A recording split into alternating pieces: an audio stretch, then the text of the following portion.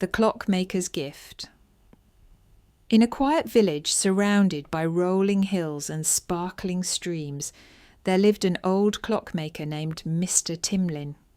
His shop was filled with clocks of every kind, grandfather clocks that chimed in deep tones, tiny pocket watches that ticked softly, and even a mysterious hourglass with golden sand that shimmered in the sunlight. Children loved visiting Mr. Timlin's shop because he always had a kind smile and a story to share. But there was one rule in his shop: never touch the golden hourglass. It sat high on a shelf, its sand flowing endlessly, and everyone wondered about its secret. One day, a curious boy named Leo came to the shop. He was known for being a dreamer, always putting things off. "I'll do it later," he would say, whether it was chores, homework, or helping his family. "Why is the hourglass so special, Mr. Timlin?"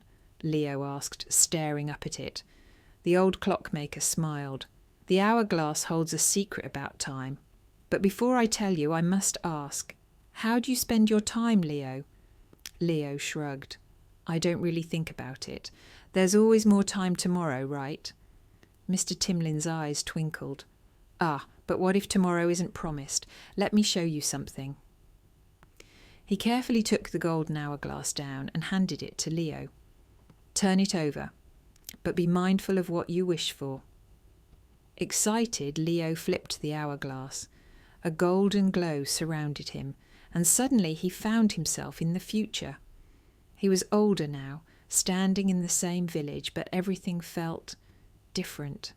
The streets were quieter, his friends were grown up, and his family looked busy and tired. Leo hurried to find Mr. Timlin, who was still in his shop, though much older. "What happened?" Leo asked, panic in his voice. "It feels like I've missed everything." Mr. Timlin nodded kindly. "You spent your time saying a later. You missed playing with friends, learning new things, and helping your family when they needed you.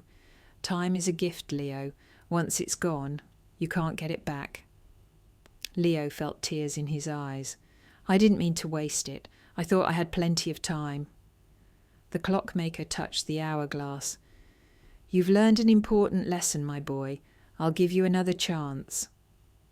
With that, the golden glow returned, and Leo was back in the present, standing in the clock shop. From that day forward, Leo changed. He helped his family with chores, spent time with his friends, and even started learning to build clocks with Mr. Timlin. Every moment felt precious, and he cherished each one.